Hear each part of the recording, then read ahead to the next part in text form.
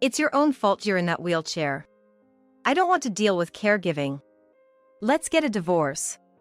I'm not gonna clean up your mess," he said coldly, plunging my world into darkness. After 40 years of supporting him, I couldn't accept this treatment. A flame of anger ignited within me. My name is Evelyn. I had just turned 60. I've been married to Liam, who is 3 years older than me, for 40 years. We met during our community college days. Back then, I looked forward to having coffee at the small cafe where he worked. The cafe was run by his parents, and he, leveraging his appearance, worked there as a waiter. He listened empathetically to my complaints, which he probably found uninteresting, and I was drawn to how he could chat so friendly with every customer. After spending a year making my approach, it paid off, and we started dating. When I graduated from community college, we decided to get married. Though some friends said it was too soon, I wanted to give my elderly grandmother, who raised me in the absence of my parents, some peace of mind, so we went ahead and got married. As expected, my grandmother seemed reassured by our wedding but passed away before she could hold a great-grandchild, leaving my uncle in a distant city as my only blood relative. However, I wasn't lonely. Because my in-laws treated me just like their own daughter. Living with them in their home, just a 10-minute walk from the cafe, was not suffocating at all but truly comfortable, and I fully experienced the joy of family life. My in-laws taught me the cafe business, both strictly and kindly, and about a year after we got married, our adorable daughter Sophia was born, bringing me to the height of happiness. Shortly thereafter, my in-laws decided to retire. They probably wanted to hand over the cafe during the good times. It seems they decided to move to a second home they had bought at some point, and though I felt a bit lonely, I sent them off with a smile since it was their decision. Soon, the cafe officially became my husband Liam's responsibility, and I joined him in running it. Fortunately, I had been thoroughly trained by my in-laws in everything from the menu recipes to bookkeeping right after getting married, and Liam had likewise learned by their side, so the cafe continued to do well with our regular customers sticking by us. However, as the national economy improved and my in-laws were no longer around to keep an eye on things, Liam started to slack off at work. "I'm gonna head out for a bit." "Hey, it's almost lunchtime. Can't you see I'm swamped here?" I'd respond, showing him our daughter sleeping in the baby carrier as he hurried to leave the cafe. Liam had insisted we not leave our daughter until she was over 3, so I worked at the cafe with our young daughter strapped to my back. "If you're not here and she gets upset or needs a diaper change, and I have to step away, then there will be no one to look after the customers. It's a problem." "It's fine. It's mostly regulars who come anyway. Besides, making them wait a bit or cutting corners won't hurt our prices." "No." I was at a loss for words at his carelessness, which seemed out of place for someone in the food service industry, but what he said wasn't entirely wrong. At that time, we were experiencing a rare economic boom, and our cafe, like others, had plenty of customers who spent generously. Our menu items ranged from $20. A minor slip-up here and there, and our regulars, who make up the bulk of our clientele, would forgive us. Newcomers would probably let it slide at these prices too, my husband thought. The leniency was such that there were customers who would tip me, seeing how hard I was working while juggling child-rearing. Unlike today, the online information wasn't widespread, so word of mouth, for better or worse, didn't spread so easily. In fact, there were plenty of cafes offering lower quality than ours that still managed to stay afloat. However, I truly wanted our customers to leave feeling that was delicious, and I felt so relaxed, and I didn't want to tarnish the reputation of the cafe handed down by my in-laws.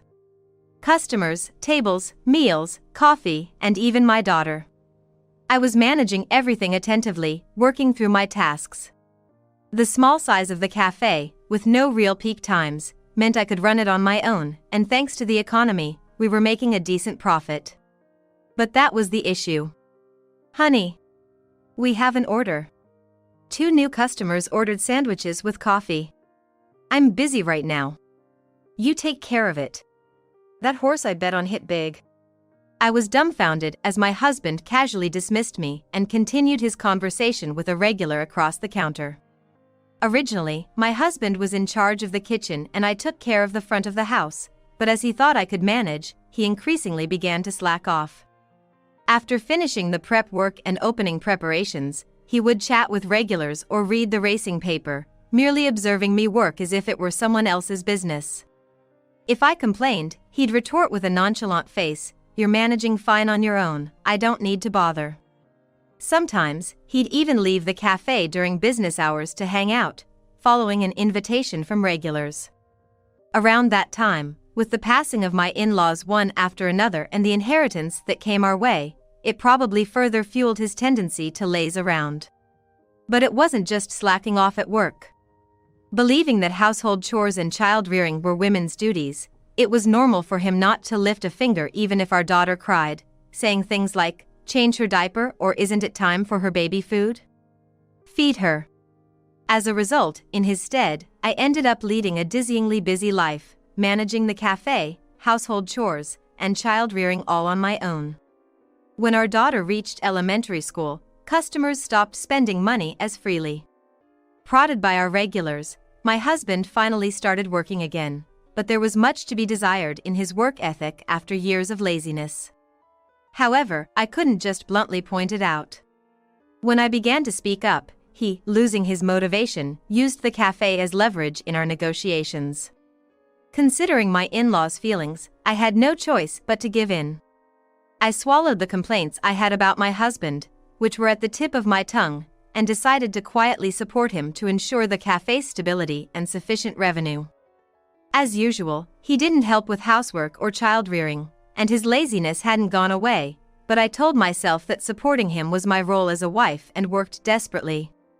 Now, 40 years into our marriage, the cafe has survived numerous recessions and is still going strong. Our daughter, who helped out as the face of the cafe, has married a wonderful man, moved out, and is now the proud mother of a boy. Conversations with my husband have become less frequent, and we each have more time to ourselves, but that's not unusual for couples our age. I even think we get along better than other mature couples since we share meals and a bed. Despite the ups and downs, I take pride in how we've run the cafe and raised our daughter together. The only thing left was the matter of a successor. One day, when it started raining in the evening. "What should we do? I didn't expect it to rain and I don't have an umbrella. Do you have one?" "No, I don't have one either. Even though it's close, getting drenched at this time of year could lead to a cold. I don't want to risk that at my age." As I sighed, my husband tossed me the keys to the bicycle that was parked at the cafe. "Get home before it gets worse. You can make it back before the rain gets too heavy on the bike. I'm going out to drink with the usual guys anyway, I'll lock up." With that, he urged me to go home. Taking his word for it, I left the cafe first to start preparing dinner. About an hour later, as I was about to take a break, I realized I had left my smartphone at the cafe. My husband had said he was going out with friends for drinks, and being without my smartphone for even a night was troubling, as it was my means of contact in case of an emergency. Rushing back to the cafe to retrieve it, I was startled to see two figures moving in the darkness of the closed cafe. Thieves, perhaps? As I debated calling the police, my hand accidentally turned on the light. The sight before me nearly made my knees buckle. There stood my husband, with an unfamiliar woman embraced in his arms. "Why are you here?" Overcome by his flustered demeanor and the unmistakable atmosphere, I fled the scene. Panicked by my husband's act of betrayal, I didn't notice the flashing signal in front of me. In the next moment, car headlights blinded me, and I felt a sharp pain as I was struck, spinning around before losing consciousness. When I came to, I was in a hospital bed, with my disheveled daughter looking over me worriedly. "Thank goodness. Please come. My mother has woken up." Piecing together the doctor and my daughter's story, it seems I had been hit by a car and had not woken up for 3 days. I hadn't had any ID on me, but fortunately, a regular customer who witnessed the accident was able to contact my husband. My daughter, having received the call from my husband, explained the situation to her son and husband and came to me that very day. A few days after regaining consciousness, with my family gathered in the doctor's office, I was confronted with a reality too hard to accept. I had suffered spinal cord damage due to the accident. I would never walk again, nor could I go to the bathroom on my own. I would need constant care and a wheelchair for mobility. The doctor's words left me speechless, and my husband and daughter seemed unable to hide their shock. However, I was not so weak as to despair over this. My daughter visited me every day, providing support both emotionally and physically. Thanks to her, I endured the treatments and started to adapt to life in a wheelchair. As I began to find mental space, I remembered the dreadful memories of the accident. Who was that woman? What was she doing in the dark? My daughter had brought my smartphone, which she had found and brought to me, but attempts to contact that woman went unanswered. As I pondered how to confront her the next time we met, my phone rang. It was a message from my husband. He said he wanted to talk. Was it an apology or an excuse? Deciding it was time to settle things, we agreed to have a discussion. The next day, my husband visited my hospital room. Since being informed about the wheelchair, he hadn't shown his face even once. The first words he uttered upon entering were not of concern or care but, "A private room, huh? Pretty luxurious." I suppressed my irritation at his insensitivity and quietly said, "I took advantage of the offender's offer. In addition to compensation for damages, they're covering all medical expenses and more." "Oh, played your cards right, huh? Then you must have gotten a hefty sum." "What's with that tone? Don't talk about me as if I'm some sort of scam artist." I raised my voice involuntarily at his lack of sensitivity, and he responded with a smirk. "Don't get so mad. It's true a lot of money came in, right? Makes it easier to bring up what I've been wanting to say." "What?" I was speechless as he took out a small, folded piece of paper from his pocket. "Sorry to spring this on you, but I want a divorce." It was a divorce paper. "What? Excuse me?" I did a double take. His actions were beyond anything I had anticipated, and I couldn't keep up. "Isn't it clear? I told you I had something to discuss." "Are you serious?" "Yes. I've been fed up for a long time. I can manage the cafe just fine on my own, but you always had to butt in and nag, which was unbearable." "But that cafe was passed down from your parents to me. It's important to me." "That's where you're wrong. That cafe is mine. Even when I wanted to sell it because I was fed up with your nagging, you begged me on your knees not to sell." "Well, at that time jobs were hard to come by. We didn't have any qualifications. If we gave up the job, it would have been a burden on our daughter, that much was clear.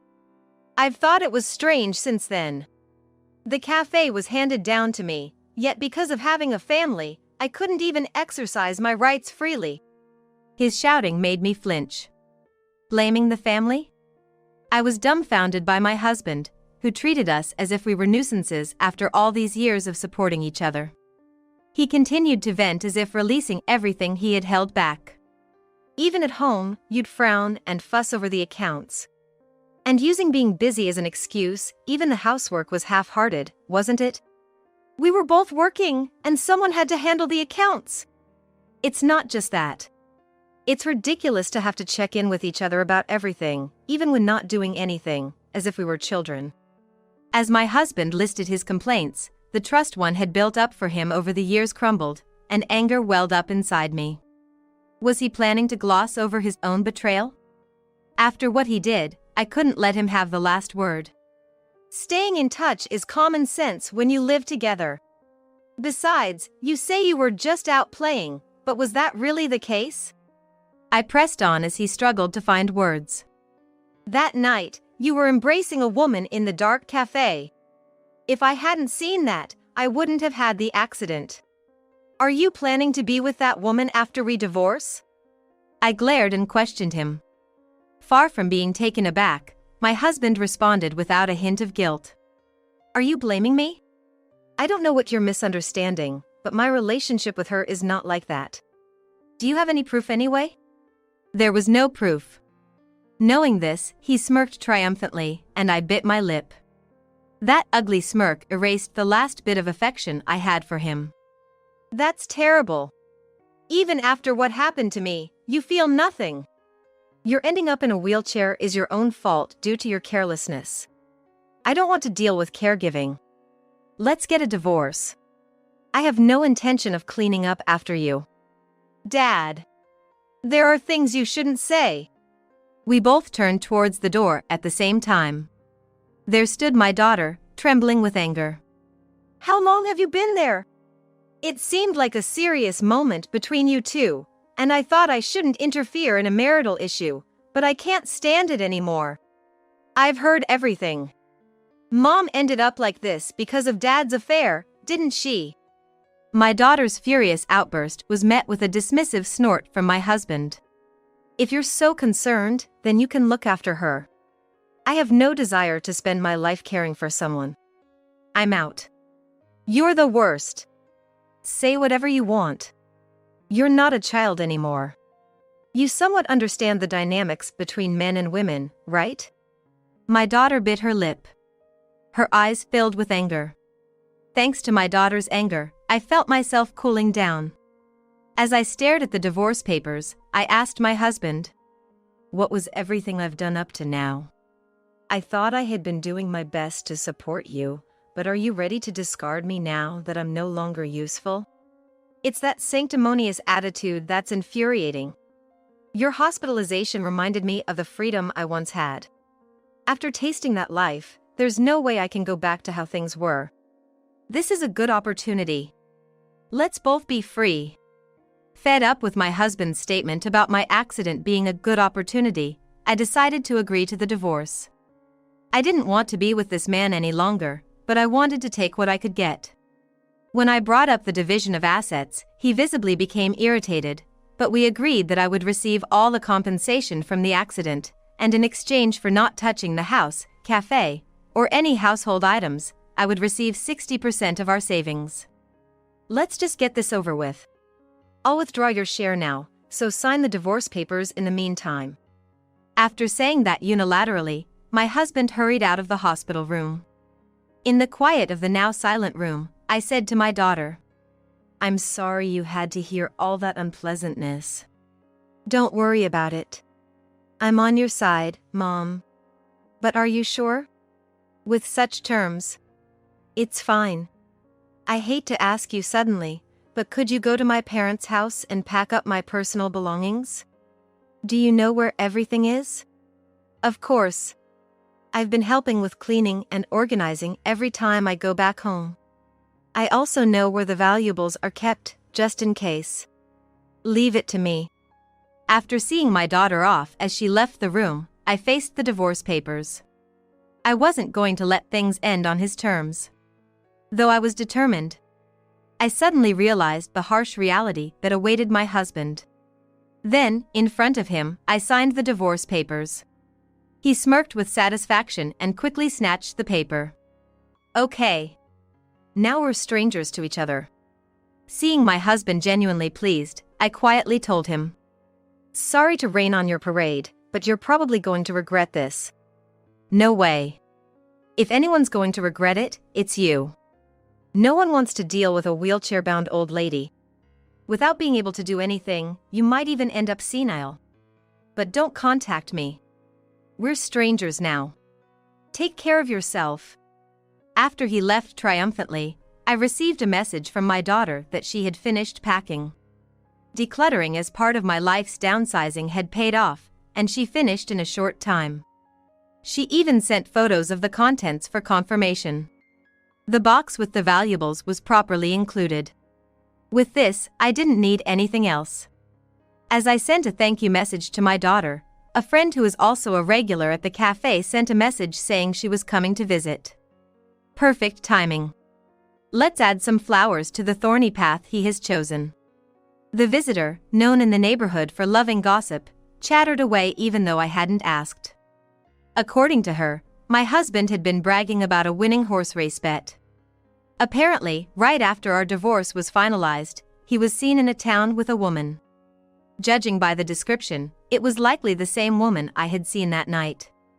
To hear he hasn't opened the cafe since my accident was astounding. I was shocked when I ran into your daughter and heard what had happened. What in the world went wrong? As she looked at me with a mix of curiosity and concern, I tearfully explained the circumstances leading to the divorce. By the end of my story, her eyes were filled with both sympathy and anger. She squeezed my hand, left me with words of strong support, and left the room. Once she was completely out of sight, I gently lifted the pillow and smirked to myself. It was a good thing I had a chance to use the eye drops. Now, what will happen next? About a month after the accident, I was discharged from the hospital. A few months later, having gotten quite used to life in a wheelchair, I went out to a large shopping mall. It was a weekday, so the food court was empty. As I settled into a seat, someone called out to me.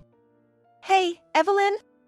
I turned around to find my ex-husband, who had aged significantly in just a few months. His hair was peppered with white, and he wore a wrinkled shirt and chinos, looking every bit the part of a disheveled old man. He could barely manage day-to-day life with that appearance. In contrast, I had gotten a short haircut soon after being discharged from the hospital, making myself look neat, and I even put on makeup today. I might say this myself, but I probably look younger than my actual age. You've really changed your vibe. When I was married to you, I hardly had any time for myself between housework and the job. I retorted, to which my ex-husband responded with a forced smile. So, you must be bored out of your mind now, huh? Before you go senile, how about helping out with some work? I knew it. What? The cafe isn't doing well, is it? My words made his fake smile freeze. It seemed I had hit the nail on the head. I knew it. After all, I was the one actually running the kitchen, the front of house, and the finesse. My husband, who had spent his time playing instead of working, had seen a significant drop in his skills once he returned. He couldn't remember the cooking steps, the prioritization of tasks was all over the place. And even operating the cash register became a chore. That's why I ended up working ahead of him under the guise of support.